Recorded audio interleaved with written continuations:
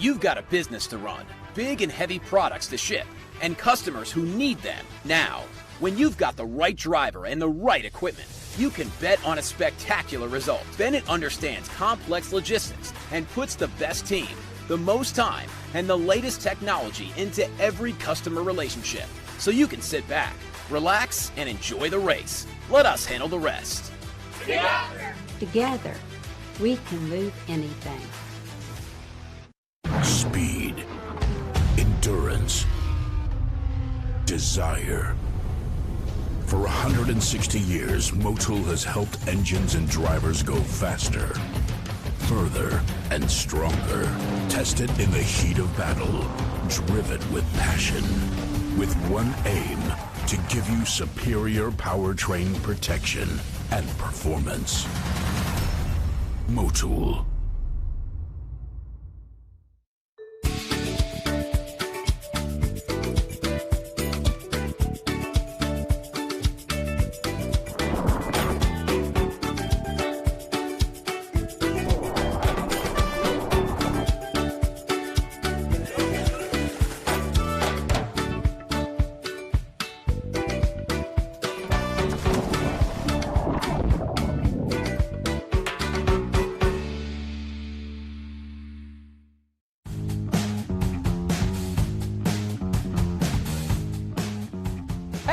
Welcome to the Three-Dimensional Services Group Muscle Car Challenge from the streets of Detroit. Doesn't get any better than this. But Scott Goodyear joining me this weekend. It's a real challenge, a street circuit. Tougher than Lime Rock, tougher than many of the courses we go to. Anytime you go to a street circuit, especially a new street circuit, there's a lot to be learned, and we're watching here these last couple of days, and I will tell you that a lot of drivers are overextending the boundaries here, but it's going to take patience to be able to finish this race and not end up against the wall. Remember, it's the highlight here at Detroit, but you're also running for a championship.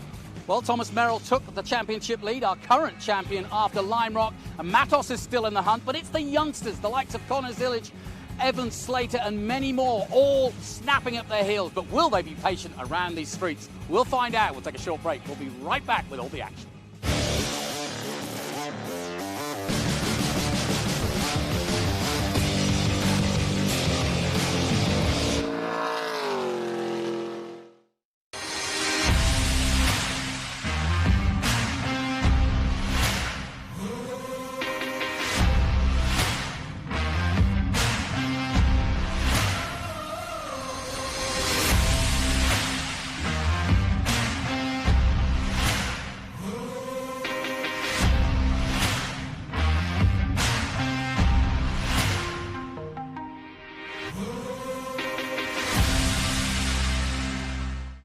I'm Richard Petty, and you might say I've had a fairly successful driving career. And you know the secret of my success? Having a good support team around me when I need it.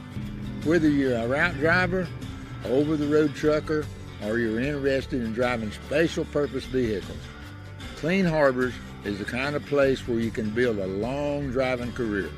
Do yourself a favor, give Clean Harbors a call.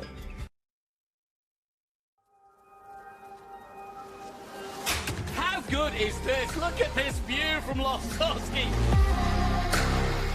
It brings all my fans, it brings the audience into the car with me. We turn 140 mile an hour entry speeds. The quickest and most efficient way for me to get information to my drivers is from using the VBox HD2 system.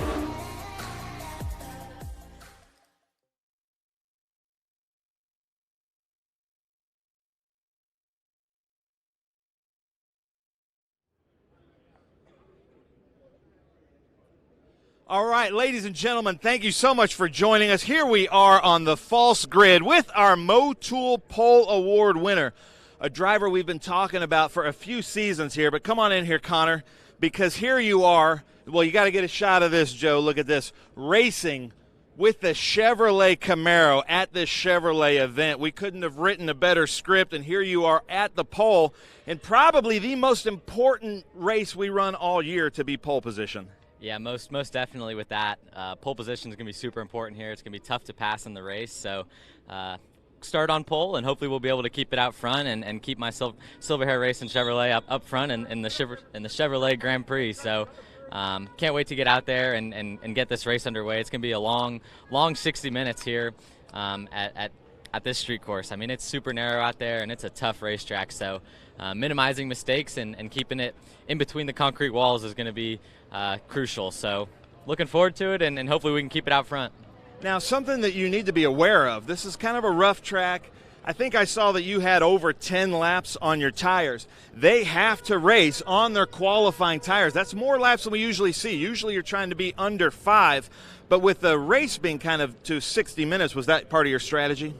Not really necessarily. I mean, we caught traffic out there on the first lap, and I didn't really get a clean lap until around lap 9 or 10. So, unfortunately, not by strategy, but it ended up working out for us. So, just super happy to put this car on the pole. My first pole position was Silver Hair Racing, and I know how hard all these guys work. My crew chief Jeff and all the guys back at the shop, they put in a lot of effort and give me a really fast race car to come out here and do these things. So, just thankful for the opportunity, and hopefully we can keep it out front and get ourselves our second win of the year. Nice. And Connor Zilic, I got to mention, though, it's not your first pole in the Big Machine Vodka TA2 series, but it's your first pole position with Silver Hair Racing. Yeah, I've got one pole before, but my first with the team, so this one's special. Nice. I love it. Now, I got to show you something here real quick because this is just so cool. This Chevrolet Corvette is our pace car. You can see that the driver did some great branding here with the Chevrolet Detroit GP, the Big Machine Vodka Spike Coolers TA2 series, and then three-dimensional services group right there on this beautiful Bowman Chevrolet Corvette. The NowickiAutosport.com Corvette, love having that here at a Chevrolet event, and with Tony Perella being a Corvette man, he's loving it too. But we're going to walk up because this starting grid here for qualifying is basically a story about our top young guns. So we talked to Connor Zilic there. Then another three-dimensional services group, Camaro here, being driven by Austin Green. This is Austin Green's first ever street race. And then here he is second, just a couple tenths of a second off of the pole. That's got to feel pretty good. Yeah, it's a neat little track. But like you said, I've never been on a street course. So yesterday we struggled a lot. And, we made a lot of changes, and just can't thank everybody at three-dimensional service group, Doug Peterson. This is their home race, so I'm glad to start in the front for our team and hopefully go get a win. Does it put extra pressure on you to be the most up front of the three-dimensional services group yellow Camaros out here? No, absolutely, and in front of GM and everybody, to have two Chevys on the front row is really special. So hopefully we can just stay out of all the trouble and finish the race. Nice. I love it. And like I said, this is a Chevrolet event. We're here in Detroit Motor City, but the war that's been going on for about 100 years here in Detroit is Ford versus Chevy. And that's what this is here with the Big Machine Vodka Spike Coolers TA2 series. Got two Chevys up front, but then the third is Brent Cruz in the first Ford Mustang. So now here you are in Detroit, running a Ford with Nitro Motorsports, Franklin Road Apparel, and, it's funny. Most people are pretty excited to be at the sharp end of the grid, but you're disappointed to be in third. Not so much. I mean, I feel like we have a good starting spot for where we're at. I think we have a really good race car. I think I had enough to be a little bit better, but super excited for this race. It's a pretty long race, and we have two chances at it. So it'll be interesting. There'll be a lot of fall off, and I'm sure it'll be a great race. Nice. I love it. Well, there's Brent Cruz. We're going to move up here to our next three-dimensional services group. Our TA2 champ from a few years ago, Mike Skeen. He was with Stevens Miller Racing in his championship. He's doing kind of a limited run here with us in the TA2 series, but still doing really well in the points, signing autographs, which we love. But Mike Skeen, of these front runners, you probably have the most street course experience. And in your experience, do you want to be up front right away, or do you just kind of want to keep the front runners within sight and then wait for the last 10 laps? I mean, you can plan for any race, but it never goes to plan. So you take what you can get. For sure, being up front is helpful and trying to keep the car clean, but you can always get dive bombed from behind. So we'll just try to keep a head on the swivel and stay out of trouble for the first 30 minutes or so, and then go to the race. Nice. I love it. Mike Skeen, good luck out there.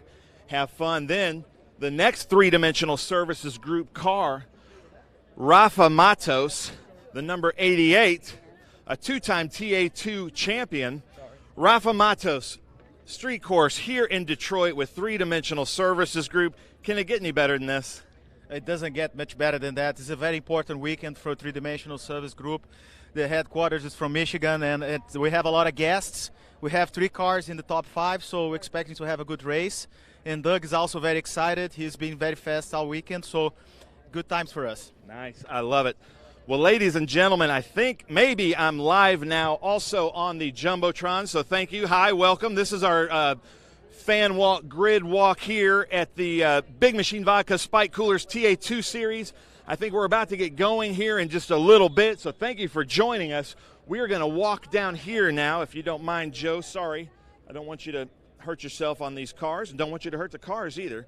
But we're going to come up here and make our way up to the front because we've got a great start command. But Darren Mock, who's coming into this race 6th in points. Look out for Darren Mock. Then Ben Mayer's been here, 14 years old. He's had a TV crew following him around this whole time, so he's been doing great. He's in the other silver hair Chevy Camaro. Then Bacon had an off in our qualifying, and they got the car back up and running. He looks like he's running well, so he's thanking his crew right there. They worked really hard. It's difficult when you qualify in the morning and race just hours later. Adrian Lostowski, look for him. He's really fast out here on these street courses. Nathan Hearn here, all the way from Australia, showing us a lot of speed. He was at the top of the qualifying here in a little bit, but then got pushed back just from everybody finding their speed. Robert Nowaker III back with us here with Nitro Motorsports. Look for him. And then we've got Dylan McIvern here, Thomas Annunziata. But, Jonathan, I'm going to send it back up to you and Scott Goodyear back up in the booth. Thank you, gentlemen.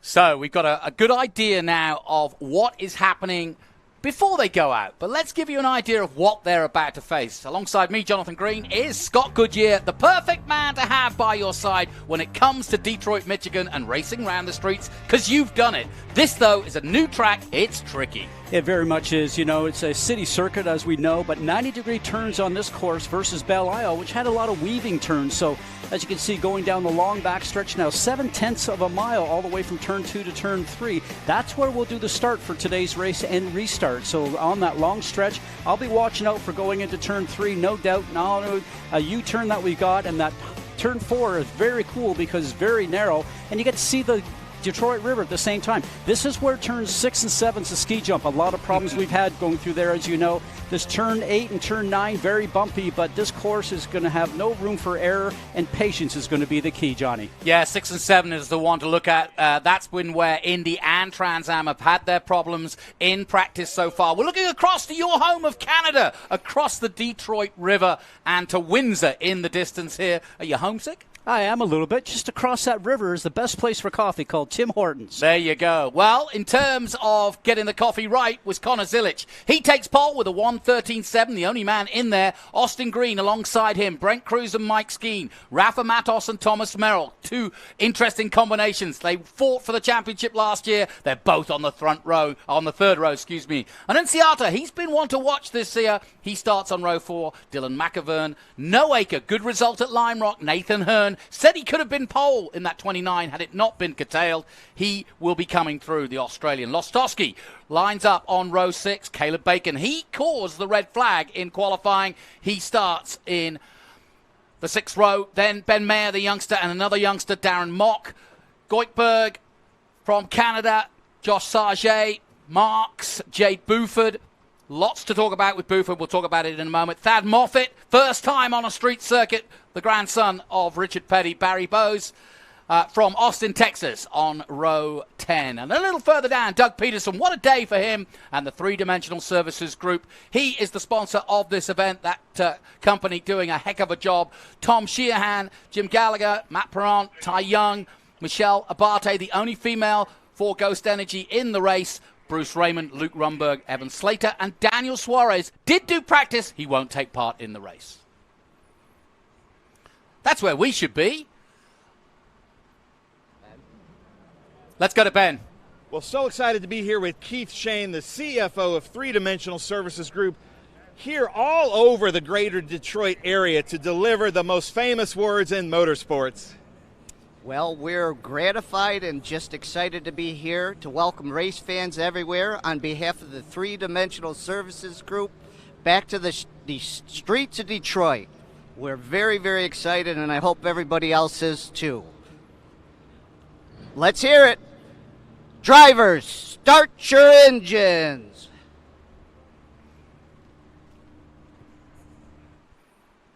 CFO of Three Dimensional Services Group, just up the road a ways, and some 500 employees involved in that company. We got a good chance to have a closer look at their factory over the last few days, so very pleased to say that was a really interesting trip we had with both Keith and Doug Peterson. So thank you for that, and thank you for putting on this Detroit Grand Prix for us, this Muscle Car Challenge 2, of course, because it's a doubleheader. And that's a really good, important point, Scott.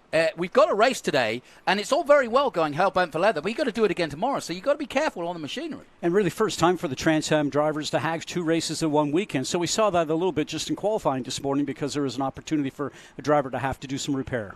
Beautiful scene here as we look down on General Motors and Chevrolet here. We'll take a short break. We'll be back with all the action from our challenge after this. Lightweighting means reducing mass and consolidating parts. No one tackles these design and tooling challenges better than Three Dimensional Services. We'll provide flexible tooling solutions, including integrating parts, reducing design complexity, or even design changes. We're the go-to source for rapid manufacturing and low-volume production. Trust Three Dimensional Services to develop the most efficient approach to meet your lightweighting challenges today. Three Dimensional Services. Prototype, production, proven.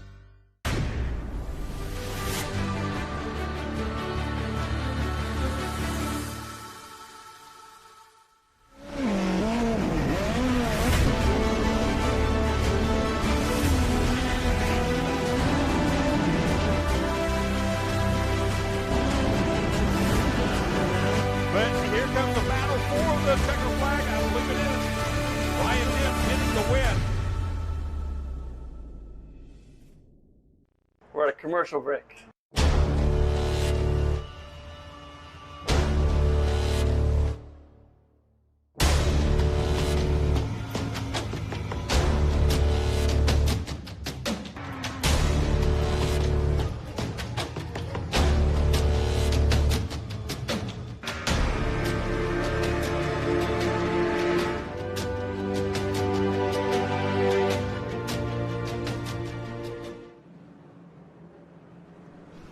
Welcome back to the streets of Detroit. Yes, we're in Motor City, and what an ancestral home this is for the cars that you are looking at. This is where Chevrolet began. This is where the Ford Motor Company is, and so many others, Buick, Oldsmobile, you name it. And of course, Trans Am dating back to 1966. So this very much is, as John Claggett described it, a Super Bowl for Trans Am, and a real treat to be on the Indy calendar. Absolutely fantastic to be here.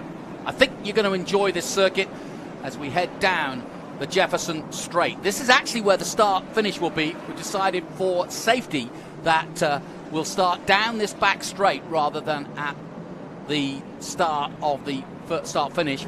2 pace laps in all, and so plenty of time to get the tires up to temperature, and more importantly the brakes here, because heavy braking into 3, and that is going to be crucial here as we go down the Jefferson Avenue.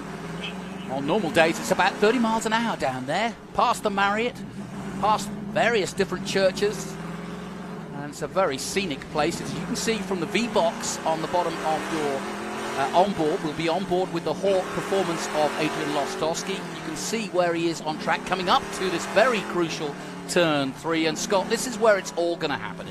You know, we've seen that even in the IndyCar session here with the well-experienced drivers, you know, with downforce in the cars. 3 is the hot zone right now. Number 1, number 3, but I think 3 is going to be the difficult thing. All the drafting going down the straightaway and heavy braking down there, that's what drivers have been talking about, and bumps everywhere. I'm delighted we'll be going down the Franklin Road with the Franklin Road on board, because Evan Slater had a prang at 6 and 7. We talked about it earlier. He also came off track too early, and he's been put right to the very back. The car's okay, but he starts right at the back. So we'll be on board with Evan Slater, who is absolutely one of the hot shoes of this series right now. And we welcome our viewers on MAV TV. We are live from Detroit and looking forward to what should be a cracking first of 2 races. There's your championship points at the moment. Thomas Merrill leads from Brent Cruz, just a few points between them, and it's actually 3 points. Connor Zilic is in 3rd position. Rafa Matos in 4th. He dropped from 1st to 4th after the Lime Rock race last weekend, and Evan Slater is in the top 5. So, plenty to run for. The likes of McAvern, Annunziata, and Nathan Hearn, those are the guys to watch. Likewise, Austin Green.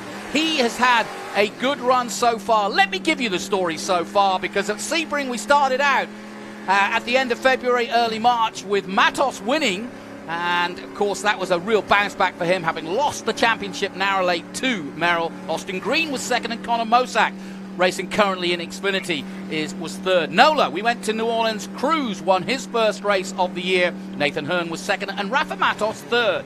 Then we went on to Road Atlanta. Zilic got his first win for Silver Hair. Merrill was 2nd, and Rafa Matos 3rd. And last weekend at Lime Rock, Merrill took another win. Skeen was 2nd, and Annunziata, the young 16-year-old, was 3rd. So, plenty to play for, and what I love about this, Scott, we've got an unknown track, unknown data, and we've got the masters, if you will, in Merrill and Matos, older guys and Skeen, but then these youngsters, 14, 15, and 16, but they're holding their own. They really are. I mean, they've got the ultimate speed. Do they have the patience? That's what I'm going to wait to see, because when you talk about the veterans here, especially with Matos, I mean, just so much experience behind him, road course experience, street course experience. It's really going to play down to patience for 2 things. It's going to be tires and brakes. If you're going to overheat your brakes and take the tires off the car, you're going to need something for the end of the race. I mean, we've got 60 minutes here. Are we going to see 60 minutes of green? I don't think so. There's going to be yellows, but you got to have something underneath you to drive at the end if you're going to be able to make a shot for the win. Here's your first look at the start-finish. You see that strip there? That is the start-finish line, but that's the finish line only. We start on the back straight for safety, and then we hurtle down towards turn 3, and that is critical to remember. Obviously, it's a street circuit. There's not a lot of clean time. The IndyCars have done their bit. We've also got IMSA here as well. And now you start to see them forming up 2 by 2. That's the plan. And therefore, once everybody gets out of this turn 2, we should head towards the start, if it's all right, as a 2 by 2. And you are not allowed to leave that position until you cross the start-finish line. It's going to be harder for the guys at the back to get in that position. There's your start marshal right there on the right-hand side in the white shirt among that Chevrolet flag. Here they come. Some of the back markers go. The green flag waves though, and away we go, and it's a great start from the pole man as Zilic gets away, and Cruz has gone with him, his mate. So the 2 youngsters in flying form. The 3-dimensional services, all yellow cars. 1 trying to get into 3rd, but it's a little bit of a traffic jam through 3, but everybody safely through. What a great clean start, just what we wanted. A little bit of room for 2 by 2 right now, but it's going to become very narrow here as we're going through 4. Watch this going down to 5, and this is a very tight section here, 5 left-hander, and then that 6 and 7 complex, it's single file only. Let's see what happens. Nip and tuck through 4, past the Detroit Port Authority. Now we start heading back uphill. Here's that classic 6 and 7. That's where people get unsteady and start hitting the wall very easily there. Then the run down the Atwater Straight coming up as they dive into 8. Very tight through here, and then through 9. Hearn trying to make spots up. I knew he would be. And now here's turn 9, the final corner. Now we're on the front straight for the first time. But Zilic already building on that lead as he heads down to turn 1. Again, a nice funnel through here. You've got to get it right, though. You can't go on the bleed line for the pit exit, but as you can see, you sweep round down this left-hander, try to avoid the tyres there. Back up the hill to turn 2. Turn 2, crucial to get right the drive out of here because it's that long straight away. You got to get the drive out of it. Make sure you have no problem selecting gears and hopefully get a bit of a draft. You see everybody going towards the inside of the racetrack because on the right is where all the boulevards come from all the other roads, and it's got little humps through there. So guys are in the middle to left-hand side of the racetrack coming down here into turn 3. Plenty of action at turn 3 as always, and 2 big potholes in the middle of that. They've covered them up. But look at this, 3-way racing into 4. It's so narrow through there, but through they go. And this has been a nice clean start, but right now Zilic doing the business. Oh, we got to turn around. Oh, Doug Peterson's That's around. Doug Peterson, yeah. He's leading the Masters, of course, and of course this is a really important race to him. So special for the three-dimensional services group. I'm sure the entire 500-plus employers will be watching. Let's see if he got a little bit of help. Oh, he got a tap. He did. From Tommy Sheehan, unfortunately, in the 97. Yep. So I'm sure the stewards will look at that, review that, because avoidable contact really in that situation. So then, we are underway. 60 minutes the race time. No worries about tyres lasting. It is an abrasive track, especially on this new surface. The driver's talking about the fact that the asphalt, what you're looking at here, the regular road down the back straight, is fine for grip. But on the new surface where they've resurfaced it and kind of graded it a little bit, it actually is very, very abrasive on the tyres. Well, very common in street circuits. They come along and they grind the racetrack to take out any of the high spots, especially for the single-seater cars like the Indy cars. Here we got somebody looking on the inside. You can make a move here on the inside. Barry Skeen's been doing a lot of work, and that was a corner that he just passed in previously with that. So he's actually hot to work here, making sure he's getting a couple cars in front of him. But the smoothness of the racetrack, yes, it's smooth in some places, but any street course you go to, you have multiple surface changes, multiple grip levels. Even in the middle of a turn, Johnny, actually you can get different grip levels, which makes the car really skip around. Now, in this section here, I call that the ski jump, right between turns 6 and 7. Seen a lot of cars, even Indy cars, go in there and do a lot of damage. So here we're coming into turn 8, left-hander. Pit entrance is on your right-hand side. Turn 9, all the drivers tell me, very bumpy. The second longest straight, if you will, but you want to get a good drive going down here to turn 1. Nathan Hearn we're on board with, still currently 9th, but trying to make his way through. And as we stand, Connor Zilic taking it to them at 1:15.4, one of the fastest laps so far, but Rafa Matos has just gone quickest. Rafa in 3rd at the moment. The two-time champion with a 1:15.1, done the fastest lap of the race so far. But right now it's Zilic, Cruz, Matos, Green. Merrill in 5th place, the championship leader. Annunziata, then Skeen 7th, McAvern 8th, Hearn, Noaker the 3rd. Got a great result at Lime Rock. He's in 10th position, down to turn 3 again. Yeah, look at Skeen. He's trying on the outside this time. Getting close. Yeah, this is great stuff, and just what we wanted, a good clean start.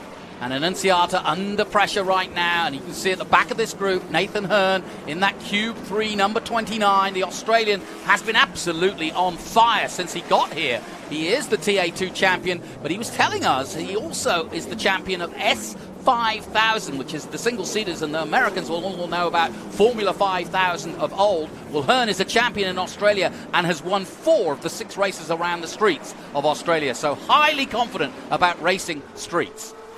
And I'm watching Skeed right now in that yellow car, sticking his nose in a little bit just to make sure he wants to know that he's there. Now this is what he wants to do, a good drive up the hill. He's going to get it. He's reserved his spot already, nicely, cleanly done. He is on the march. Well, this is a really tantalizing race because we were wondering where you could overtake. When I spoke to Evan Slater earlier this morning, he reckoned that turn 1, turn 3, which we're coming up through now, and of course turn 8 would be the possible overtakes. Now look at this side-by-side action, nothing asked, nothing given. What a move. Dylan McAvern under pressure. Robbins Racing, they say, Scott. This doesn't happen in Indy cars. Well, it does, but it doesn't turn out well. No, it doesn't. Well, they are absolutely taking paint off each other as they dive into the Port Authority Detroit turn 4 and then back on the power. It's just a blip on the power before you go blind again over this 6 and 7. Hearn getting out of shape there, but somehow holding it together, but that's just his style. Down the Atwater straight. Oh, somebody's got damage to the car there, and it's tires Hearn. down. Yeah, tires down from rubbing Yeah, he's before. got a puncture. He should pull straight off, and he does. Into the pits goes Nathan Hearn. And the Aussie is out in the Cube 3 very early in this race with some 53 minutes to go. Our first major incident, and you could see it's a flat tire on the front left. And if that happened in the back section of the racetrack, he'd be a hindrance to everybody, and plus he'd be slow. So, action all aplenty. Nathan Hearn, though, is out of the race. We'll take a short break. We'll be right back.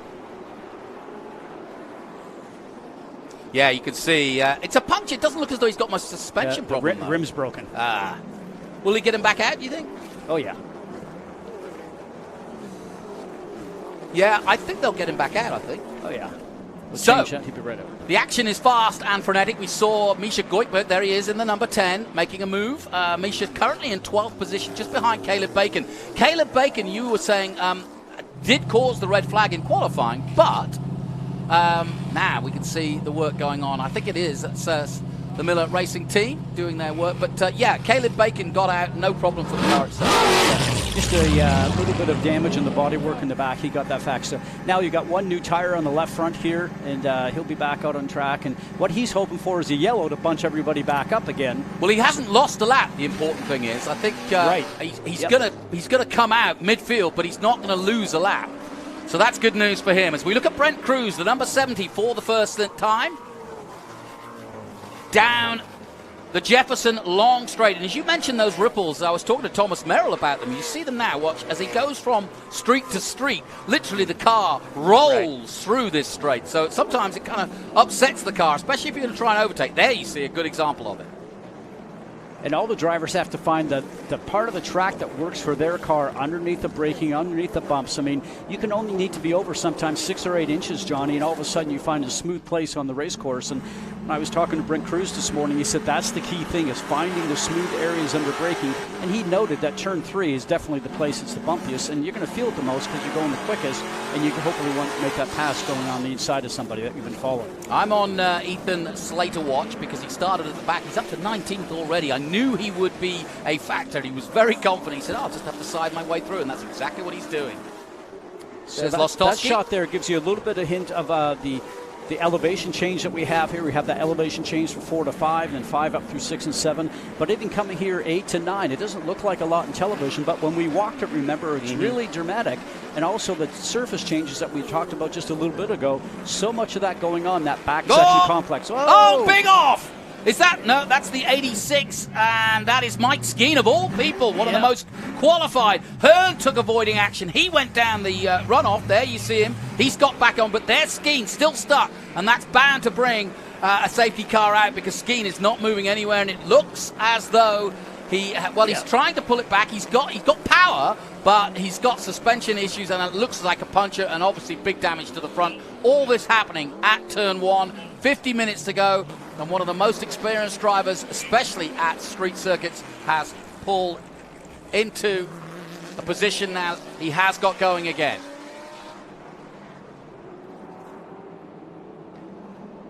So you can see what happened to Mike Skeen, and Nathan Hearn in the background taking avoiding action, but that was a big off for Mike Skeen at turn 1. So drama indeed. Skeen, one of the guys most likely to win this race, but as you can see, he's crabbing his way down the track, and he's got 1.7 miles now to get back. He's going so fast in that turn. I'm just wondering if he had an issue with the brakes. Maybe overheated them because he was going through the field so quickly, because he was carrying a lot of speed into that turn, no doubt. Or the tire had already gone down ahead of time, and he wasn't able to brake, and that's what carried the speed into the tire barrier. He slammed the right side of that car. Now, he's doing a good job, actually, of keeping the car straight and staying off the race line. We're under caution now, no surprise there. Connor Zilich, Cruz, Matos, and Green. That's how we stand. Merrill in 5th.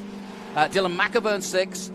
Annunciata in 7th, Noaker and Lostowski in 9th position. Goikberg rounding out the top 10. So drama indeed, and when it comes to drama, who else to turn to but Ben Sissel?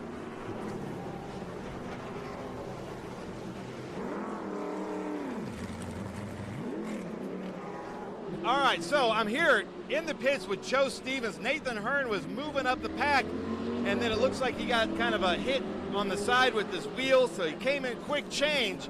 But Joe Stevens, now what's the strategy? Yeah, unfortunately, the Q3 Bearman products, Ford Mustangs, had a rough race thus far.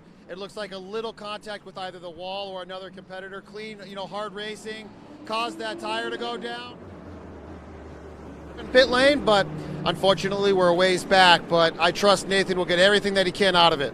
Nice. Well, hold on. Now stay with me here, gentlemen, because I want to show you this. You can see what we're talking about. He had to come in right away because this Bassett wheel got hit, and you've got to hit these wheels really hard to do this kind of damage. Bassett makes some great wheels, as do these Pirelli P0s, but you can see there's a puncture right there.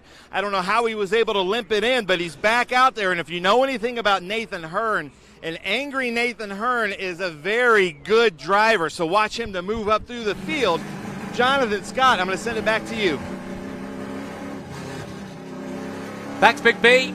Good work, as always, and that was a perfect illustration of what can go wrong, but we're back on board with Nathan Hearn, and it's all systems go, yet again, under caution. So exactly what you said, Scott.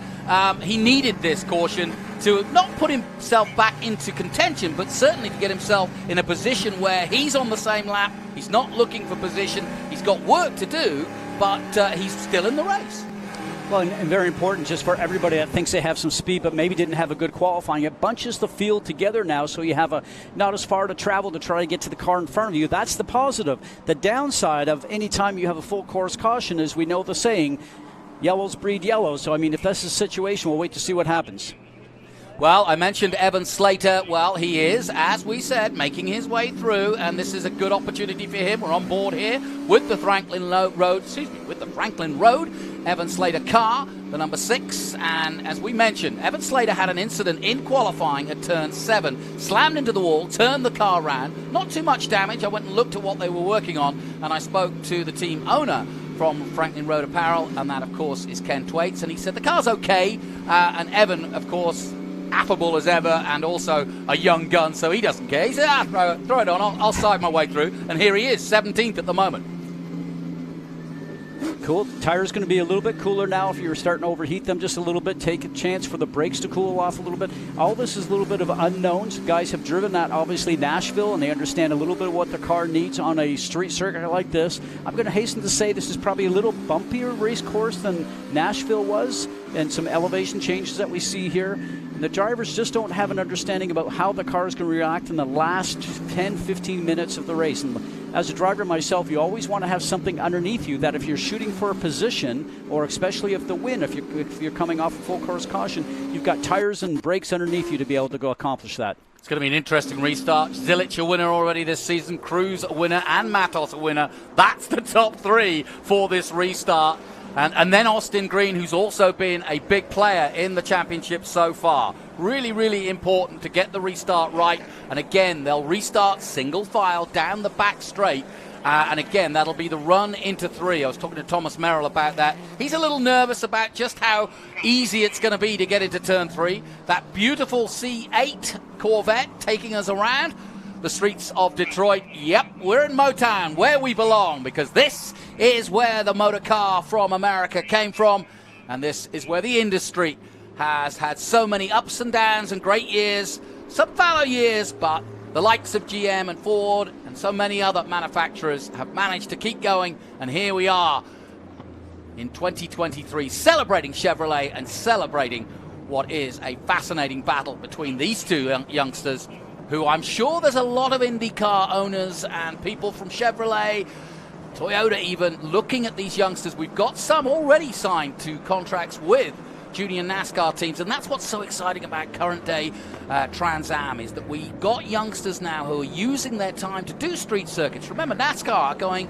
to Chicago. That was why Daniel Suarez came here, just to do a bit of practice. We had rumor that Chase Elliott might pop over because he's not racing this weekend, but that is why Trans Am has suddenly gone to the forefront, because these cars aren't that dissimilar to NASCAR, and it's a great opportunity to do road courses and street courses, because that's where Trans Am is going. And not only the bumps that are on the race circuit, but obviously these guys are going in NASCAR to Watkins Glen and natural terrain street circuit. But now you're coming to actual racetrack with walls all the way around it. And yes, it's like driving an oval because the wall is very definite. But, you know, as we see the drivers warming up the tires, just heard a call from race control. It'll be green next time by. Okay. And as you mentioned, Jonathan, it's going to be on the back stretch there, and that's going to take that run down to turn 3. But just getting the spatial awareness of where your car is on these street circuits and the bumps and understanding that before they head to Chicago. So I'm going to be watching that one. That's going to be a fun race to watch. Here we go then, down the Jefferson Avenue. Everybody line astern, and this is where it becomes critical for the likes of Matos and Cruz behind Zilic. Yeah. Zilic just 16 years of age, but he's got bags of experience. You forget that sometime. A decade of racing. He slows them all down. It's up to him to control the race. Green flag waves. Away we go again. Everybody's got to stay line astern until they cross that start-finish zone, and away goes Zilic. He got away well. Cruz is not going to overtake, I don't think, coming into 3 here. Just park your car on the inside. He does that. I think he put a fender on him. Yeah, I think he just pushed him a little there. We'll see what they think of that. On board with Lostowski as he exits 3, heading towards the funnel like 4. And there you see it for yourself. But yes, he's got away with it. Zilic holds the lead. Here comes Cruz at 4. He's going for it. Cruz goes side by side and he's taken Zilic out. Out goes Zilic into the tyres. And, well, it's good that I've got a race director alongside me, because what's your thought? I was going to say there's not enough room in turn 4. It's one of the narrowest turns on there, and definitely those tires are going to turn around and catch you. You know, these guys are friends. I saw them standing next to each other after qualifying. Oh, and another one. That's the car number 14. No. Yeah, Matt Perrin. That's Matt Perrin. Yep. Yeah. So it looks like the left front looks like it's down. He's either got damage or maybe he lost a tire, which actually put him in there.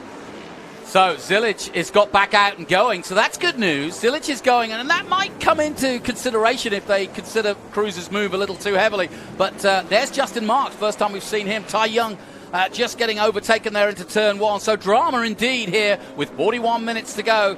But I turn to my learned friend here, because he is used to looking after teenagers week in, week out, because he, of course, is the race director of FR and F4 for Tony Perella. And to see 2 teenagers going at it at the front of Trans Am, little bit of a heavy work there, I thought, by Cruz. I think he may well suffer some penalization. Let's have a look at what you saw here. Yeah, and you got to know the turn that you're going into. Okay, if you're up beside him, really not maybe far enough, but you know, just that little bump that he gave there actually ended up putting him off into the tires. So just not enough room, not enough radius to get through there too wide in one of the most narrowest turns around here. So it'll be interesting to see what the stewards think about that when they review it. Well, I know that Matos will be there. Matt Perrin coming in now. Yeah, I know that Matos saw everything there. He's currently in second place chasing Cruz, and so will be smiling quietly to himself that he may have a chance here in second place at the moment. Yeah, the old master, patience, keep the tires underneath the car, make sure he's got brakes for the end there. Yeah, and look who's in third, Thomas Merrill. So here we go. Gloves are off. The 2 championship contenders from last year, second and third right now, and the young gun that is Brent Cruz leading the way, but he could be in trouble. Into turn 1. Zilic making his way through, bit by bit. Hearns back in. What's happened to her? Moffitt is in the 43. First street race for Thad Moffitt. Another turnaround. This time Michelle Abate has got the ghost going backwards. She's in the 30 and she wants to get out of that as quickly as possible. Now this isn't recommended.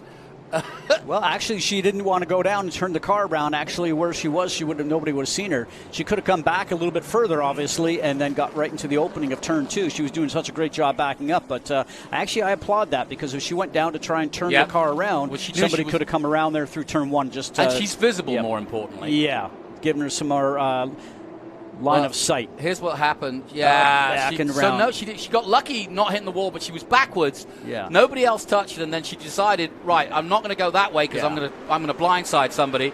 Yeah. So I agree with you. She did didn't the right touch thing. the outside wall. I think she clipped the inside wall there, which spun the car around. Cruz continuing to lead. Matos stays with him, and these 2 just pulling away slightly from Thomas Merrill in third position as they head out of turn 2 and down the Jefferson Road one more time. Who else are we keeping an eye on? Austin Green 4th, Annunziata 5th. Dylan McAvern, bags of experience. Dylan in 6th place. Noaker 7th. Goikberg now up to 8th. Lostowski 9th. And Caleb Bacon in 10th position. Looks as though Moffitt's issue is terminal because he's not moving. Oh, they are trying to get him going. Okay, away he goes. The 43, the famous 43. Grandad, I'm sure, will be watching. Richard, I hope you're enjoying it. There's the shot that we can see the elevation change there, and that's where we just saw the incident happen. Now you're climbing back up the hill through that 6 and 7. You can see the bump there. We call it the ski jump, talking to some of the IndyCar guys, because if you're just off 6 or 8 inches, boy, the car hits the ground and it just lifts you up and off you go. I have to say I've been marveling at the as Annunziata makes up a move. Nicely done on the 89 of Austin Green. So Annunziata up to 4th position. Thomas Annunziata, another one of the young guns, and got pole position at NOLA and then stalled it on the exit. Well, he didn't stall it. There was an issue with the car, so managed to get it all the way back to 5th place. So, again, Annunziata is another man who is definitely due a good result, and we'll see if he can get it here as we go on board with Lostowski. Down that long straight again. And you talked about getting the proper drive off turn 2 because you want to have a shot here. Green's got problems, look. Yeah. Watch under braking here if Green's left front lights up with smoke, because it was a moment ago, and he's lost another position there, this time to the 17 of Dylan McAvoy. Well, there's been a lot of bumping and rubbing, as you talked about. There you go. So you start rubbing a fender on some of these tires. We actually have seen a few tires go down so far already. So that's not going to help him. That's just going to slow him down. And you see, he already lost 2 places, and it looks as though they're queuing up behind him to overtake. Misha Goikberg on the move. Noaker just behind. Yeah, it's almost as he accelerates. It's not under braking, it's under acceleration that we see the rubbing, as it were. Another overtake. Misha Goikberg, the Canadian. We've got a couple of Canadians here. Petipas in the field as well. And, of course, Misha Goikberg, who's been a perennial member of the Trans Am fraternity. Yeah, and Goikberg's going to get him down the main straight. Yeah, that's what you're trying to do. Just put a fender up there, let the driver ahead know that you're on your way, and start to work the outside inside. But then you got to get it done very quickly, because if you stick your fender in and just get to the rear of the car, you're not going to get past. You're going to end up turning around and then causing a collision like we've seen. Down the back straight, on board with Lostowski. It's a great onboard, too, because you really see just how hard it is. I know it's a straight line, but they are bouncing and jumping up and down, literally down that straight as they dive into turn 3. And plenty of good stories. Skeen is out. Hearn had a puncture. He is back out there. And we continue to watch the move, if you will, of Evan Slater up to 16th place now and behind Barry Bowes. Misha Goikberg trying desperately now to see if he can get past the 89. And he's struggling on, I'll give him that. Lostowski, though, queuing up as well. So, we are in Detroit. We are in Trans Am round 5, and it's been a cracking start to the Motor City Challenge. We'll take a short break. We'll be right back with more.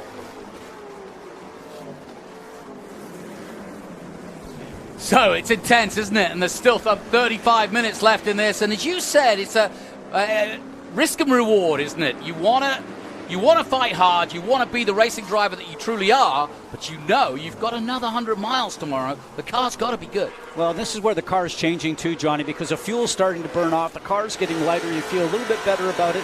Here we go. Just got to make that move on the inside if you can get that done. Well, that's good work from Adrian Lostowski, runner-up in SGT a few years ago, took over to TA2 recently in the last season or so, and has just got better and better, the man from New York. Yep, made that clean move on Austin Green, which is neat. You know, Austin's the son of David, yeah, you know, an Xfinity champion, and then his uncles Mark and Jeff also ran NASCAR, and he just came over to Trans Am, right? Because he's been running late model races for quite some time. So Abate's still circulating, but as you can see, she's letting the crowd, as it were, the contenders going through, because she is quite some way back, having got sorted out after that incident at 1. But good to see her circulating. I was asking her this morning if she enjoyed the circuit, and she said, yeah, this is quite good fun. It's bumpy, it's very physical, and it's going to be a hard, long day. It's going to be hot. We're glad we're running in the morning, simply because it's going to get into the 90s for IndyCar later. But it's Cruz, Matos and Merrill, Annunziata in 4th, McAvoy 5th, Noaker in 6th place, Goikberg now 7th, Lostowski 8th, Bacon Green rounding out your top 10, Darren Mock in 11th place, Zilic now in 12th position. Annunziata under pressure from McAvoy. This is a good battle between these two. It's been raging on for the last few laps. Always trying in turn 3. You got to get your car right up beside so you can really reserve the corner for yourself. Whoa. Look at all this nose to tail here. Oh, and big time! Slater loses it at 3. And he almost went into the tunnel to Canada then. Yeah, so his right front was damaged on the way in. So either the tire blew and he had no tire out there, or he already... He's taken the net down, telling us that he's okay, but obviously the car not where he needs to be. And that is going to cause another safety car, I'm sure. So Evan Slater, who promised so much, had to start at the back and was coming through nicely. Got up to 16th, but now goes off at 3. Here's the battle for the front, and it's still Brent Cruz being hounded by the 2-time champion that is the Brazilian Rafa Matos. Spoke to Rafa earlier this morning, and he said, good to go. I'm ready. I've been fastest all weekend, and I would have been fastest had qualifying finished. So Rafa, with his tail up, And as you can see, we are under caution now. The Corvette just passing up in front of our commentary booth as everything slows down. We've got flagtronics now, so that's why we saw the cars slowing down, perhaps before we even called it. And you can explain what that does. Yeah, and exactly what happens once you have an incident, and we're going to watch to see what happened here. Whoa, I think he got a puncture. That's what I said to you. Remember, the fender was already broken on the right front, and they either contacted the wall or the tire went, and that's absolutely what happened. Yep. So, yeah, every car has got this flagtronic system. Here we go again. Here, that was a big off for poor old Slater. Oh, big spin. Yeah, so now you're just a passenger, right? Yeah. You have no opportunity to steer the car, and that's why he was putting the net down. He knew he blew the tire on the way in, but all the other cars, back to the flagtronic systems that we now have in these cars, inside the car, they have that yellow light system, and they can see everything on their dash, and they know they've gone full course caution. Plus the boards that IndyCar has provided around the race course here. These guys get to see everything that's happening with knowledge very quickly, not just the flaggers.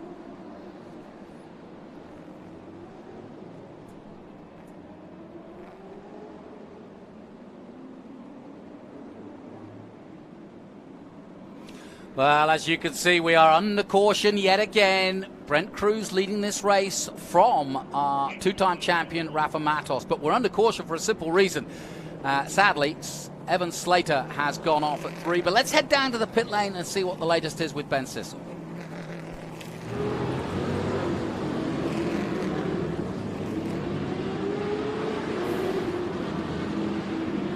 Hey, I'm with Derek Jennings here, Franklin Road Apparel.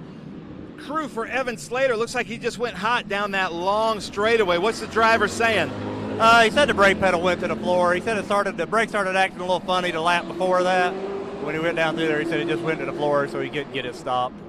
Well, now, Derek, from my point of view, it looks like he's a little buried in the wall. Is he going to be able to get out of there? I don't think so. I think they're going to have to tow it back. We're going to have some work to do. Okay. He's going to have some work to do on Evan Slater's car. Look at this as we see Austin Green going out on the pits. He was having trouble with his left front tire. You see a little bit of smoke, but that might just be brake dust as he goes back out there. So, gentlemen, back up to you. Thanks, Ben. Yeah, and as you can see, Evan Slater making his way into the safety truck, and he's A-OK. He's a youngster. He'll recover well from that. And, of course, he's got another race tomorrow. But it looks to me as though, well, you tell me, that was a big off, wasn't it? Yeah, it looked like we're a little bit trying to understand whether the tire went off or, it looked like the car pulled very quickly. So did the brakes have an issue? But the car, it started to happen ahead of it before he got into the turn. Well, we knew that turn 3 would be a hot spot for this kind of drama. And look what he did to the tires. They've got some work to put those back. But we're going to be under safety for some time, really. And this is going to play into the hands of the likes of Cruz, Matos, and Merrill. And there's Cruz hitting the wall as well. So Cruz having some drama. And he said, you just heard his engineer there saying that a little bit of a brake issue, but that's surely going to play into Matos' hands. That's not what you want when you're leading the race. Well, in this situation here, the old experienced guy, as I call him, he won't like me saying he's old because he's obviously just in the middle of his career. But, I mean, for Matos, I think that he turns around, he looks at this and just goes, I'll just take the wait-and-see approach. He knows there's going to be more yellows like we have right now, and with all the experience he has, he only needs to lead the last lap. So, Cruz, Matos, Merrill, and Enciata has made his way brilliantly through to 4th position. McAvern now up to 5th. We were watching their battle a moment ago, so that continues. And then you've got the likes of Skeen, Slater, Perron, Moffitt, all having problems, and that's why they're 26 down to 30th. Suarez did not take part. He did practice. Good to see a NASCAR guy in action here. I think he was top 7 at one point. Certainly out-qualified his team owner. That'll be important to him. Hearn's back in the pits too. So Moffitt, and there's Perron. So all of them are under steam, as it were. Oh. So well, he's taken the yellow flag. I don't know if that's allowed, but Ben's going to find out. There we go. go. I hope the marshal's not. Yeah, so that probably happened because the marshal was hanging out waving the yellow flag, and they got really close to the wall. So, and here we have a good look at this dual pit lane that IndyCar has employed here this weekend. So pits on both sides of the blue line. I love it. Ben Sissel, what a guy. Master in the pit lane, but also making sure that the race runs to... That's hilarious. Good stuff, Ben. So we're under caution here as the cars file through turn 3. Evan Slater has gone off, and as you can see, the safety cars are on track, and therefore that's why we're down at the speed we are. The Corvette now leading them around, the Bowman Corvette C8. brand new, absolutely resplendent. It's been parked outside our hauler all weekend, and I've been taking a close look at it. Very nice indeed. I remember the Corvette at Belle Isle, and of course, those of you wondering, what is this circuit? Well, it's a brand new circuit, folks, yes.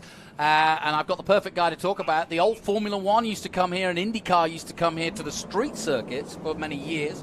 Then we moved to Belle Isle, and I don't know if you did both, but I know you were here in 91 doing IndyCar. I came here, joined IndyCar full-time in 1990, and back in the kart series, ran here on the downtown circuit for 90-91. They went over to the Belle Isle in 92. In fact, the first year, I believe it was, first or second year, we had so much rain, it was a rain race, but all the transporters got stuck in the grass because it wasn't paved then. But over the years, I know that they invested about $20 million, Penske did, in Belle Isle, so they've left it a better place than when they went there. Fair enough. Well, let's head down to Ben Sissel. He's got the latest down there, whether it's flags or people. What's going on, Ben? Yeah, about 20 years ago, we had a street race, and Boris said was so close to the flagger stand. I can't remember the race, but it might have been here in Detroit with Paul Gentilozzi. His car grabbed the yellow flag, and we as Trans Am officials said that'll never happen again. And here we are back at the Detroit GP, and it happened again with Matt Parent. Matt Parent's wing brought this yellow flag. So we have a flagger out there without a yellow flag. Hopefully they have backup, which is just crazy. But then let's try to get somebody here from Nitro. Can you step down? I'm going to talk to you. I know that you're not with Brent Cruz, but your crew chief's over there. So Brent Cruz doing really well. He's our last Big Machine Vodka Spike Coolers TA2 Series winner in the street course in Nashville, and now he's leading the race. What's he saying on the radio?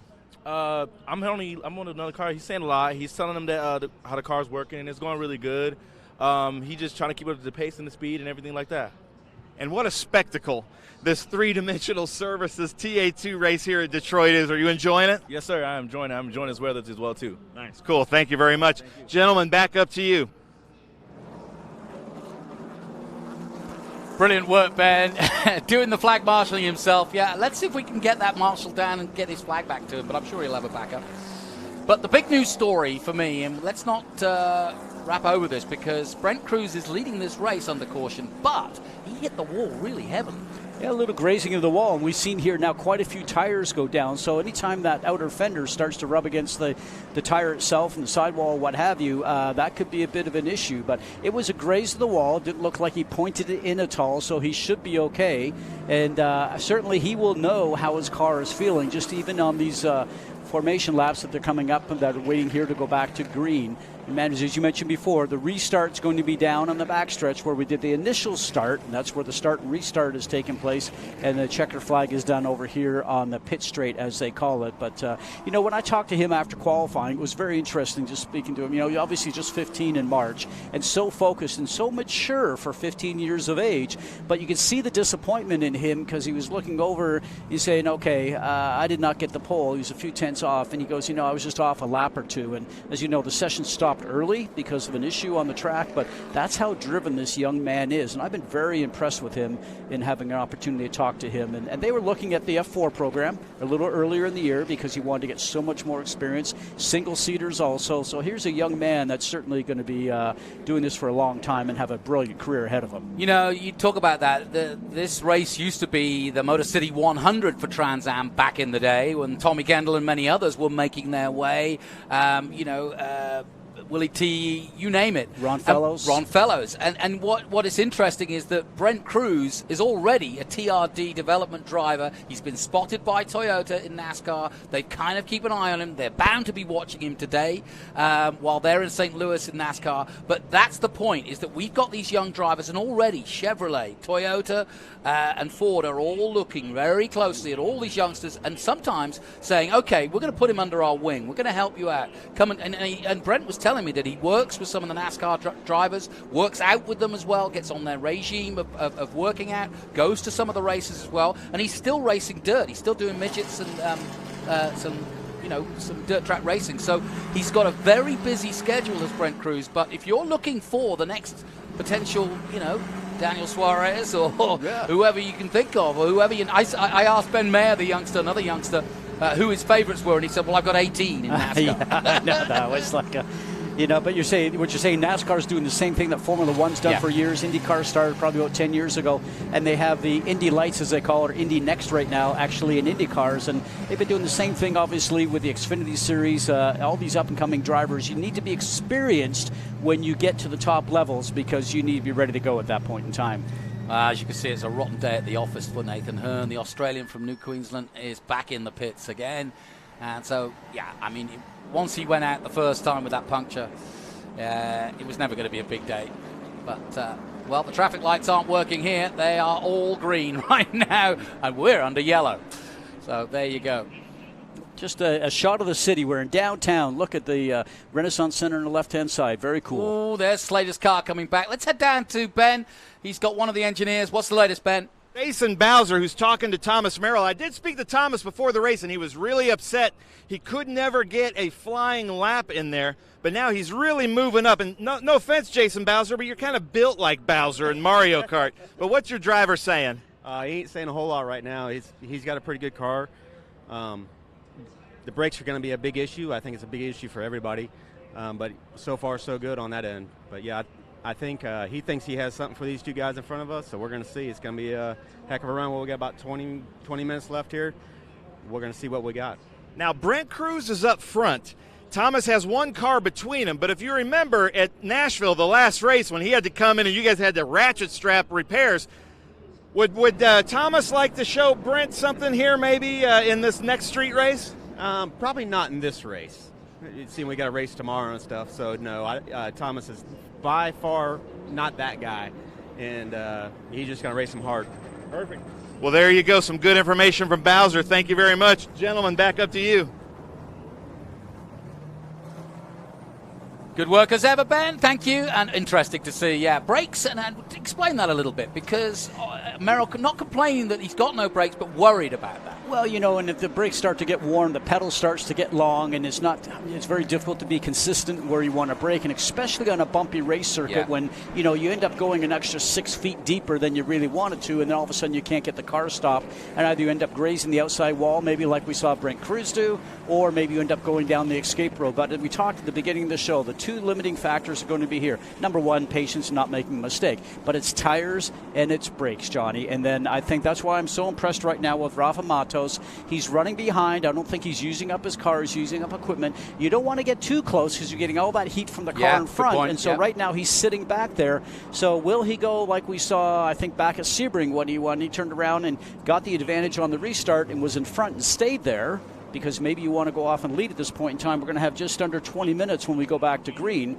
But there again, are we going to be green for the next 20 minutes, or will there be a caution? Street course racing is always wide open. We've seen that in every form that we've ever watched. Yeah, and just to remind you, in Trans Am, we run to either a lap or a time. Now, there's 19 minutes left on the clock, and roughly 25 laps completed. So therefore, it looks as though we're going to be a timed race. In this respect. Let's head down again to Ben Sissel, because Nathan Hearn, who's been in the headlines throughout most of this race, is down in pit lane. Well, I'm with Nathan Hearn all the way from Australia. And Nathan, I was giving you the advantage in this race with all your experience at Bathurst. This is probably nothing for you. What happened out there? Yeah, look, unfortunately, I just clipped the inside wall. There's a leading edge on the wall. Obviously, in other categories, hit the concrete, and the leading edge was just enough just to slice my front tyre. And yeah, we were just beating around, and we weren't going to make up any points. So, better to stay safe. Hope Heaven's okay. That was a pretty nasty wreck, and yeah, just want to stay away from all the carnage. So, this track's very narrow. It's very hard to avoid it all. So, safe the cars in here. Nice. Now, you're in the Cube 3 car. One of my favorite sponsors and marketing partners, Nick, right here with Cube 3. I know, Nick, you've got to be gutted. It's a good decision. But, Nick, as a sponsor in the TA2 series, we just want to say thank you so much for your support. And where in the world did you find this talent? Well, we saw Nathan when we were down in Austin last year. He did a phenomenal race when he tried out with SMR, and we made a commitment to take him on this year. And we're still committed. We just had a bit of bad luck this weekend, no problem. And we made the decision to call it a day and make sure we're racing tomorrow. It's tough out there. There's a lot of incidents, and we don't want to be caught up in it. So we'll come back tomorrow with we got some good fast laps out there today, so we'll be in a good position. And you should have a pretty fast lap out there that you're not starting in back. Let me explain that. Jonathan and Scott, you can go into this deeper, but it's based on their fastest lap. And you had some fast laps out there. That's how we're going to set the grid for tomorrow's race. Gentlemen, back up to you. Yeah, we can follow up on that. Ben just saying, obviously, let's just explain the rules, because Nathan did put some good times in there while out there. So for tomorrow's race, safety is the cautious thing to do, because he got some good laps in.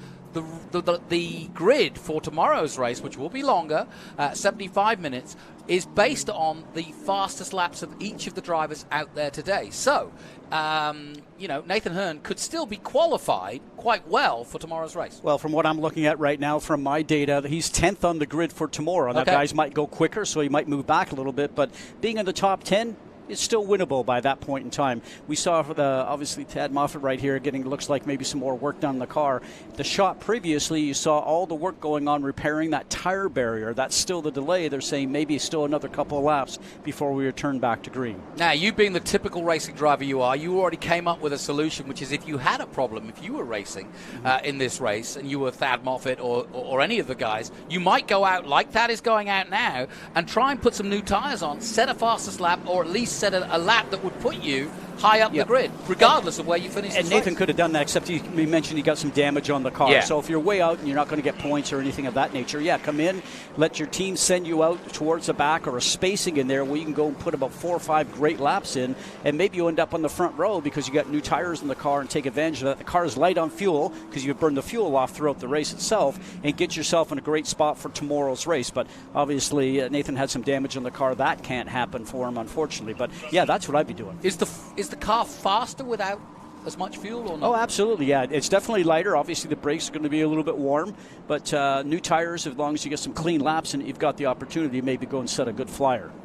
Well, this Clear Up crew know what they're doing. They've been doing many years at Belle Isle, so it might be a new street race circuit for the first time that we've used this configuration, but there's no question that Detroit knows its Grand Prix, has had a constant presence in racing over the years, especially in IndyCar. We joined them this year. It's delightful to be part of the Indy field, and we'll do the same again at Nashville, another street race, Big Machine Vodka, Spike Coolers, Nashville Grand Prix.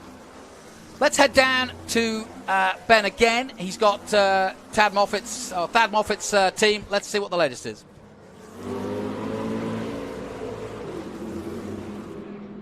So I'm with Scott Lagasse Jr. here with Thad Moffitt, the number 43. I've seen him come in twice. Seems like you did lefts and then you did rights. What's your strategy? We brought him in quick. He had a tire go down on him or going down, so we wanted to try not to lose a lap, put one on it, get him back out there, and then now we put a set back on it so we can see what we can do here. So he's doing a hell of a job. He was driving forward. I hate that there's all these caution laps, and I hate for him that he had that problem. But all right, well, Scott Lagasse, thank you. I think he got out there ahead of the pace car. So, gentlemen, back up to you for the restart of this race. Nice, Ben. Thank you very much. We're still under caution here, but Scott, the latest, we think we're going green fairly soon. Well, it sounds like it is. I'm listening to race control at the same time. They're trying to get that incident down there and fix the tires in turn 3 as much as possible. So I think we're going to have one more lap from what I was hearing. So the safety car will probably come in next time around. So the drivers know this because they're getting the information from the pit lane from their crew. So now you're going to start seeing them warming up tires, as you're starting to see. They'll all start to pack up a little bit more. What I'm going to be watching for is Rafa going to make this move when they get the restart coming down to turn 3. We've seen everybody really protective of the left-hand side of the track, driver's left going into turn 3. You don't want somebody sticking your nose underneath you going in there, because then if you lead coming out of 3, the turn that we're going into right now, then you've got a single shot getting to 4, 5, 6, and 7, and you're home clean. Now, I thought that Brent Cruz would be a sitting duck after hitting that wall, but from what I've seen in the last few laps, he's showing as though his car is okay, and so therefore Matos has got his work cut out. I thought it was going to be easy for Matos to get by a wounded car, or at least a broken slightly car. There's Moffitt at the stop sign of the exit of pit lane, just in front of our commentary position, and he'll be, once that goes to green, he'll be allowed to get out there again. But you heard from Scott Lagasse, his team manager, what was going on with him. A few changes of tyres, but they're pleased with his progress at least. Lights are off on the safety car, which means that Brent Cruz will now lead them Now, it won't be the start-finish, so don't get too excited as they come out of 9, because we won't be restarting until we get on the back straight. That's for safety, because it's just too narrow through 1 and 2. Way too narrow. Turn 1 is very tight, as we've seen before, but you give that long straightaway going down from out of 2, and then you have the start and restart line over there down the back stretch going into 3. What I'm going to be watching for when you talk about Brent Cruz is that, when he brushed that wall, we're yet to go back to green. So did he actually disturb the line on the car? Is there going to have power down issues, turning issues? We won't know until we get a couple of laps underneath this, but watch for him to go driver's left, which will be our right. I'd be protecting the inside here because Matos is going to take a shot at it. I was going to say, would you, if you were Matos, would you try to jink to the outside and try and fool him, or how would you go? And it helps sometimes because if Brent Cruz goes in a little bit too deep, then you duck underneath the inside. Watch the man on the top right of your picture there, underneath that Chevrolet sign. The green flag waves. Cruz gets away, and he gets away well, the youngster. Just 14 years of age, but he is the future both of Trans Am and of potential motor racing anywhere in America, if not around the world. And he gets a flyer. Brilliantly done, and he's left them standing. That was a brilliant restart. Absolutely. Oh, a touch from Misha Goikberg, gets hit from behind.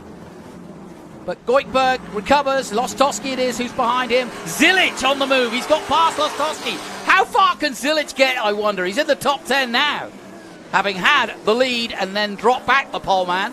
So he's done a good job as Connor Zilic. So Brent Cruz took a bit of a opportunity to stretch there. Oh! Ty Young has tied himself in knots and the barrier. And that's a big hit again. And I hate to say it, but it could well be another safety. Yeah. 11 minutes to go. We're still green at the moment. So the question, did he do that by himself or get some help? I don't know. I'm going to say probably a little bit of help on that. So if he doesn't get out and get the thing going. Zilic again, this time on Misha Goikberg. Zilic is flying. This is fantastic stuff by the young 16-year-old. And Zilic, remember, was pole here. He's now up to 7th place overall. Young's got out. Well, I think there's he's going to have to crab it, if you like, all the way to the pit lane. But he hasn't brought out the yellow flag, which is really good news. And that allows Merrill to think about a possible overtake on Matos, and likewise for Annunziata to try and get the hurry up. There he is, Annunziata. He's still got McAvern all over him in the closing stages of this one. They are fighting for top 10. You know what I'm seeing right now is power down. You see the back end of the car starting to slide out a lot because the tires are starting to go. They're at the end of the life. Remember, we've had quite a few laps under full course caution, so otherwise the cars would be a lot worse. But, I mean, Brent Cruz getting complete. Oh, there we go. You can see the damage there on the 22. That was interesting. Front right, locked up completely. But he's done a good job to get the car back in and out of harm's way. Ty Young out of this one for the Wealth Management team, the 22. But the race continues. This is the first of 2. This, the Motor City Challenge here at Detroit. Trans Am, round 5. The Big Machine, Vodka Spike Coolers, Trans Am Championship, and another hit, but Zilic, after all that good work, Zilic throws it into turn 1. And, well... And that's the bumps, Johnny. You think you're just going to... Tires getting a little bit less grip right now, so when you go and land on the backside of the bumps, your car lands and you end up just not having enough grip to carry the car around the corner. He's got a puncture front right. Oh, Cruz knocking out pieces of debris and dirt and pieces of car. Cruz, lead god, gets the best view, but sometimes it can be the worst as well because he hits it first. Wow. Plenty of action and more to come. The 9-minute clock counting down, but who is going to win this race? We've had so much drama. Here's another bit of it. Zilic completely sideways out of 1. So, making his way back, the Chevrolet of Connor Zilic, trying to get back and get himself. We'll take a short break as he does the same after this. Well, as you can see, the car's getting a little leery and out of shape now. And quite rightly, Scott, you point out that the tyres starting to not give the grip that they had early on in the race. Where will Matos make a move? Where would you make a move if you were Matos? And that's what I'm just watching here right now. The car that's getting a little bit squirrely is the front car of Brent Cruz, the guy that's picture perfect right now, not making the car go sideways and wearing the tires out, is Rafa. So I'm going to say that if he's got the speed out of the car, he's sitting back there waiting for an opportunity. Well, Rafa needs a win. He lost out at Lime Rock and lost the championship lead, knocked him down to 4th position because he got an infringement as well after passing on the yellow or not slowing down enough. And so Rafa really got his tail up for a win. He won the first race of the year at Sebring, and remember, lost the championship by just a count back to Thomas Merrill last season. So he really is got the bit between his teeth for another win this year, and he's been so good. In comes Zilic, as you can see.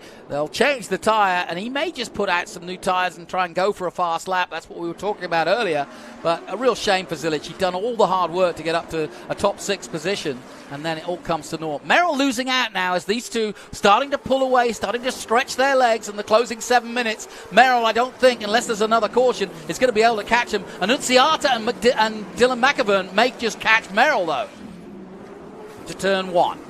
Interesting for me to watch that last time going to turn 3. Look at the different line that Brent Cruz takes over Rafa Matos, because it looks like maybe going through turn 3, he's found a smoother area to go in through, and we're going towards turn 3 right now. He's doing a little bit of an alternate line to try and break free of the draft and let Rafa not, and he got a good drive down out of 2 and that going to there. Well, look at the line. He's got, he's a bit wider this time and more in the bumps. He was a little bit inside last time, so just interesting to see the different lines from everybody going in through the turns. Goikberg and Lostowski starting to catch up a little bit and may just make a move before the end of this race. And Annunziata is the one that concerns me. I've got a feeling. Whoa, Gallagher! It's a little touch of Justin Marks. That was a good catch. Justin Marks just behind him, hardly mentioned him, the Trackhouse owner for NASCAR, winner last time out at Lime Rock in TA. As Zilic gets back out, it'll be interesting to see. I'll put you on a watch of Zilic's lap times in the last 5 minutes, because he's back out on track. He can't win this race by any means, but he can put himself in a good position if he gets a decent lap time and put himself in a position to start tomorrow's race where he wants to be. This has been an interesting battle between the 2-time champion and the youngster Brent Cruz. 4 wins for Brent Cruz so far in his young Trans Am career, and Rafa Matos started winning back in 2018. He was an IndyCar rookie champion. He was an Indy Lights champion rookie as well, Rafa Matos. He's raced the streets of Detroit before, for sure, certainly at Belle Isle. But now he's got this youngster. And Merrill now under big trouble. Merrill under big pressure for Annunziata, the young 16-year-old from California, on the march in 4th position.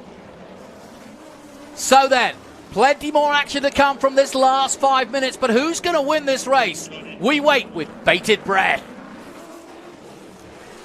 So it's all going on here. What a race we've got around the streets of the Motor City. Just what Chevrolet wanted. We are racing right underneath the GM buildings, and around we go yet again. But it's Brent Cruz who leads at the moment from Rafa Matos, and this has been a to and fro throughout most of this race. But there's battles, as you can see, Scott. Oh, Zilic has gone off again. He just came back out, Scott. Well, he came out with new tires, and we were talking about making a fast lap in this race. It sets the grid for tomorrow, but by the stats that I have right now, Johnny, Zilic is already going to be on pole from a lap that he turned earlier in the race from my calculations. So did he need to go out there and maybe set a lap? Possibly not, but maybe scrubbing tires in for tomorrow's race. Yeah, no question. Well, it's certainly been a Ford Mustang day, because they are right there in the top 8 positions. In fact, the first Chevrolet is Ben Mayer, the young 14-year-old. So flying the flag for the blue, for the bow ties at the moment.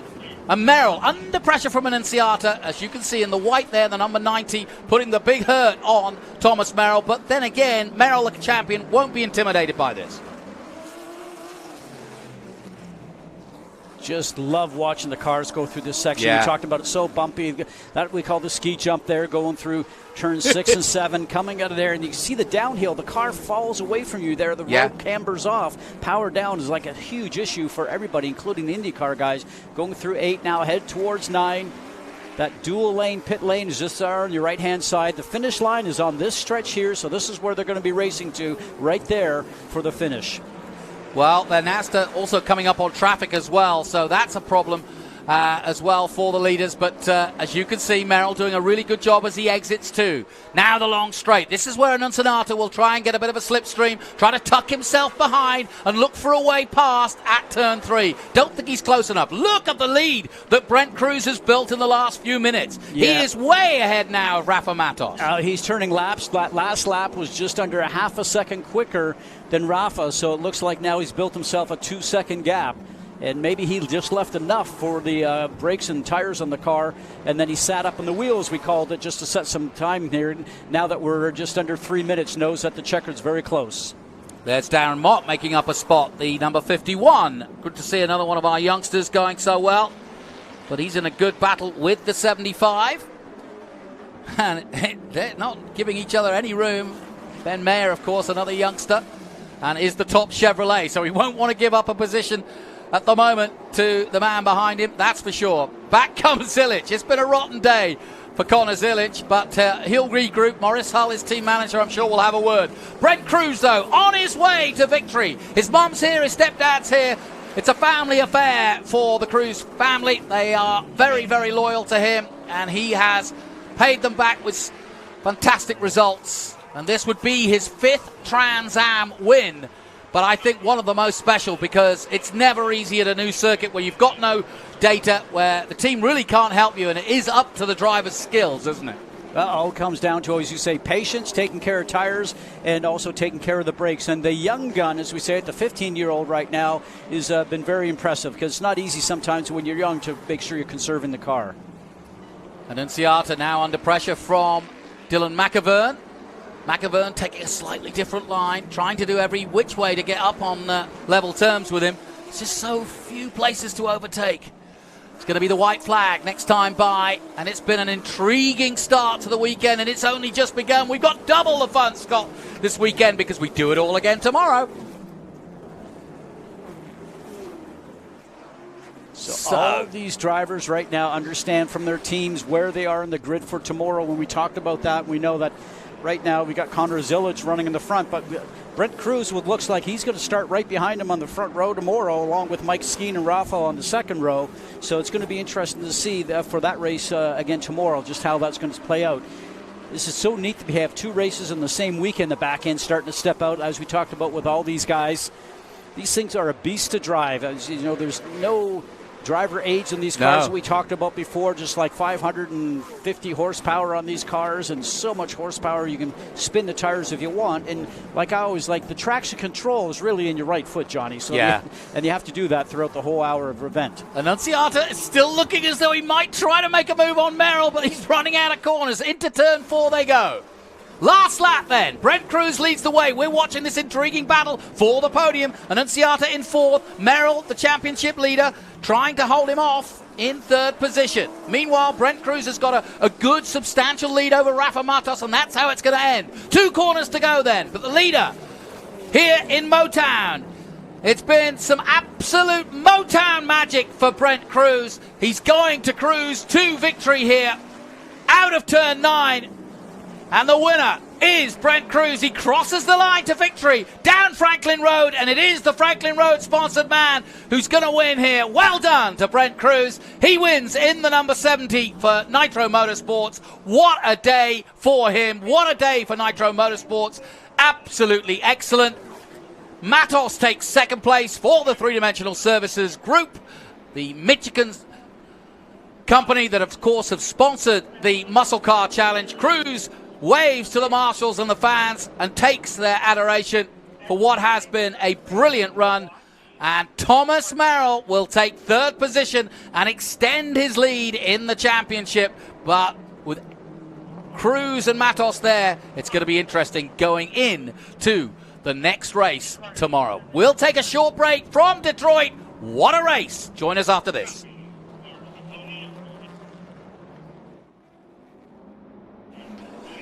You got to be happy for Brent. I mean, he really played that well. I mean, just the monkey mind. You know, you hit the wall like that, and you're wondering whether you've got the car. Yeah. And I thought he would have a power down problem, but a couple laps into it, he was fine.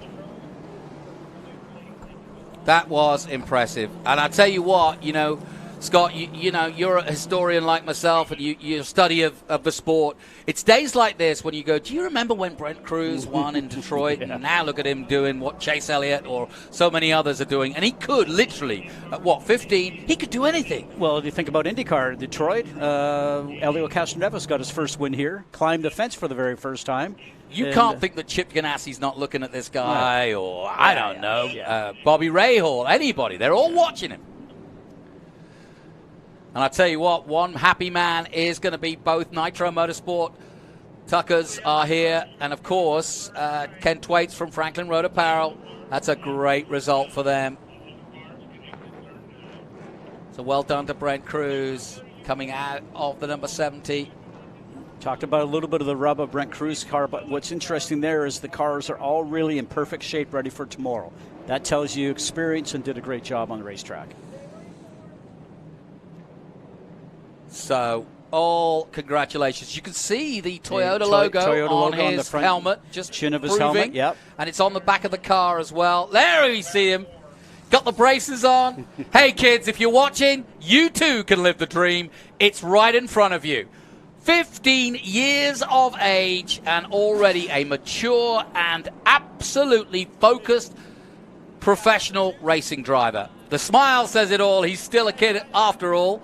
But well done to him, and I know his parents will be absolutely tickle-pink to see him in winner's circle. This is such a big stage. A lot bigger smile now than when I talked to him right after he got out of the car to qualifying. He was not a happy camper.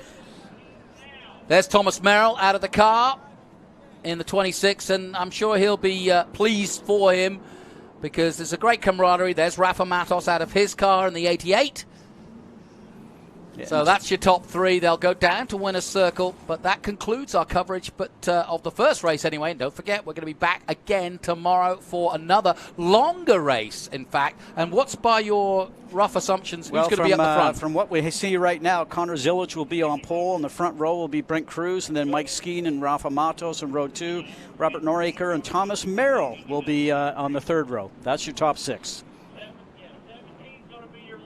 So, in a moment, we will head down to Ben Sissel.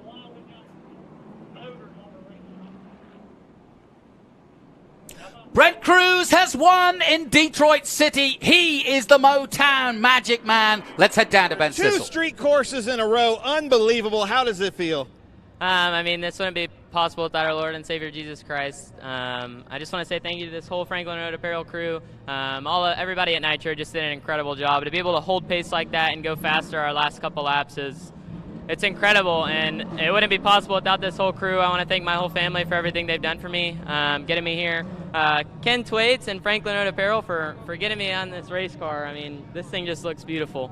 I want to thank everybody at Brembo, this whole crew, and I want to thank Tony Perella and everybody at this series. This is an incredible series, and it's not often that you get to come to an amazing street course like this and be able to race with IndyCar. It's just incredible. Nice. And Roger Penske, thank you very much. But unfortunately, this young man right here just signed a deal with Toyota. So Toyota, if you're watching, nice job. This is a ton of talent here in Brent Cruz. But then we're going to come over here, second place, Rafa Matos. Here, there's Tony Perella to congratulate the winner there. Former TA2 champion Mark Miller to give Rafa congratulations. But here we go, Rafa. I know you weren't really happy with your qualifying, but here representing Three-Dimensional Services Group, what a finish. It was a great result for the 88 Three-Dimensional Service Group car. You know, like I said, this is a very important weekend for us. Doug Peterson and his company, Three-Dimensional Service Group, are sponsoring the race, and to get a top finish here was very, very important for us. We have a lot of guests here, and you know, couldn't be more proud of my team. Obviously, we were aiming for the P1 position. We were suffering a little bit with the brakes towards the end. My brakes were fading away, so I had to choose between finishing the race or running out of brakes. So it was a good finish indeed. Nice. I love it. Rafa Matos, a 2-time Big Machine Vodka Spike Coolers TA2 Series champion. We're going to go to last year's champion in third place, and I spoke to Thomas here before the race. You weren't happy with your qualifying, but man, you got to be happy with the machine now. Absolutely, yeah. With qualifying, we just didn't get lucky with the traffic, and we weren't able to show everything that we had. So fortunately, you know, kudos to the Detroit Grand Prix organizers for putting together a great racetrack. You know, it's not often you can see that much passing on a street course. So fortunately, we used that to our advantage to move up the field. And man, it was hot out there. I was talking to these other guys, and none of us really had a brake pedal there at the end. We were all tapping the brakes on the straightaways to make sure we could make each corner. And happy to see the checkered flag there. But big thanks to the Cope crew and Bennett and HP Tuners for getting us here. Nice. And now before we go, I just want to say a huge thank you to the Detroit Grand Prix, Roger Penske, the IndyCar Series. It is not lost on us, the Trans Am Series presented by Pirelli, how special it is for us to be here. Thomas, I know that you agree with that. Tony Perella, I'm sure you agree with that. We're just thanking the Detroit GP for bringing us here. What a great show your series put on for everybody. It's just such a privilege to be here, Ben. I mean, Motor City speaks for itself, American muscle. To have Trans Am back and the first time coming back here to the street side. Belle Isle was special, but this is pretty cool. I thought the drivers overall did a good job. It's not an easy course, obviously, but they guys like Thomas, it doesn't get better than that. It's good to be here. Perfect. Well, we are racing again tomorrow. Tomorrow, I think, is a 75-minute race, but IndyCar, Roger Penske, Chevrolet, the city of Detroit. So honored to be here. Thank you so much from the Trans Am Series presented by Pirelli. All the great fans, make sure you stay tuned tomorrow. But Jonathan, I'm going to send it back to you for the results.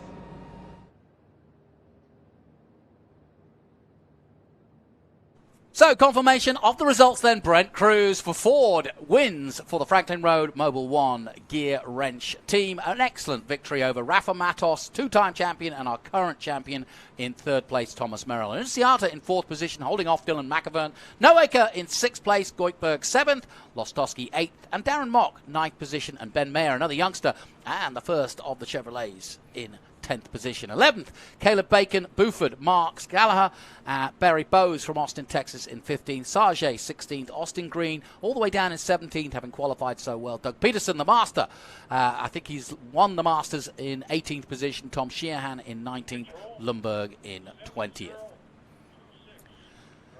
And a little further down, Michelle Abate, you saw her get in trouble, but she did a good job, actually, of finishing 21st and keeping going, more importantly. Raymond Moffitt, Zilich, well, what a day for him. He'll rue the fact that he hit the wall as many times as he did. Young, Perrant, Hearn, also likewise keeping his car safe. Slater, Skeen, and that's how it finished with all 29. It's been a fantastic, great start to the day. Don't forget, you'll be able to see all the highlights of both races on Thursday, June 8th at 8 p.m. Eastern on MAV TV, and we welcome our viewers live on MAV TV today. Scott, final thoughts from you on what has been an interesting day. You know, as a driver, you've learned a lot today, and you're going to sit back with your crew chief and your engineer, and what do you want to change for tomorrow?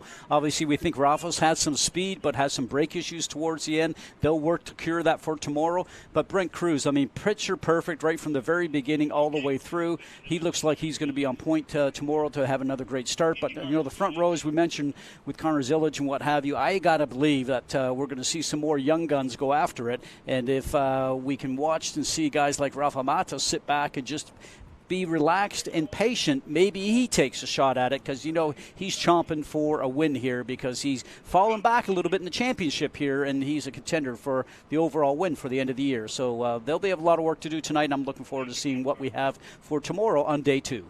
All right, my thanks to Scott Goodyear. I'm Jonathan Green. It's been a great start to the weekend, and it's double the fun because we'll be back here tomorrow for another big race around the streets of Detroit. But congratulations to Brent Cruz. We'll see you tomorrow.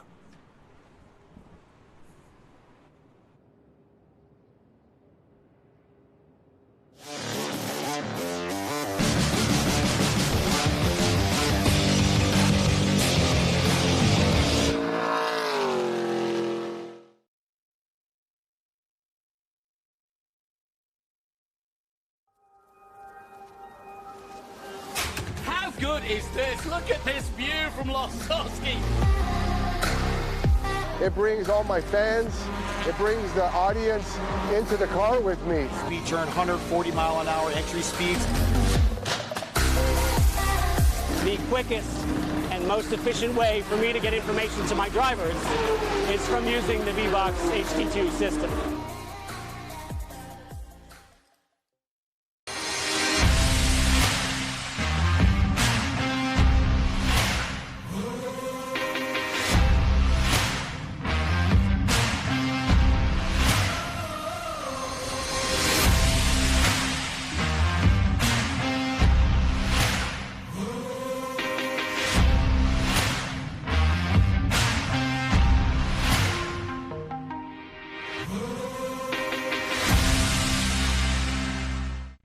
Hi, I'm Richard Petty, and you might say I've had a fairly successful driving career.